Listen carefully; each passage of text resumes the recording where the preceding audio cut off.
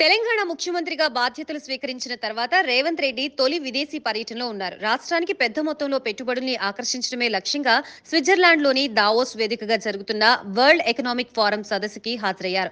సోమవారమే Davos చేరుకున్న ఆయన బిజీగా గడుపుతున్నారు. వరల్డ్ ఎకనామిక్ ఫోరం సదస్సు అధ్యక్షుడు బొర్గే బ్రెంట్తో సోమవారం సమావేశమయ్యారు. ఇందుకు సంబంధించిన ఫోటోని ఎక్స్ వేదికగా రేవంత్ షేర్ చేశారు.